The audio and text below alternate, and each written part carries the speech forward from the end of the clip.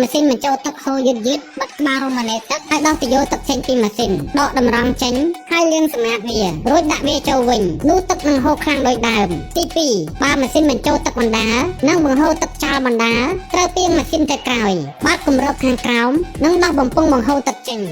សម្រាប់ដែលស្ទះនៅក្នុងនោះវានឹងដំណើរការធម្មតាវិញទី3បើខោអាវបើកមិនស្អាតដកថតដាក់សាប៊ូចេញខាងក្នុងប្រហែលជាកខ្វក់ខ្លាំងដល់សម្អាតវាឲ្យស្អាតនោះវានឹងដំណើរការល្អឡើងវិញទី4បើម៉ាស៊ីនបើកគោរបស់អ្នកមិនដំណើរការបើកគម្របខាងលើម៉ាស៊ីនរកមើលបុយស៊ីហើយបដូរវាថ្មីទី5បើទ្វារម៉ាស៊ីនបើកគោរបស់អ្នកបើកមិនរួចបើកគម្របតូចនៅខាងក្រោមខាងស្ដាំទាញខ្សែសង្គ្រោះបន្ទាន់នោះទ្វារនឹងរបើកទី6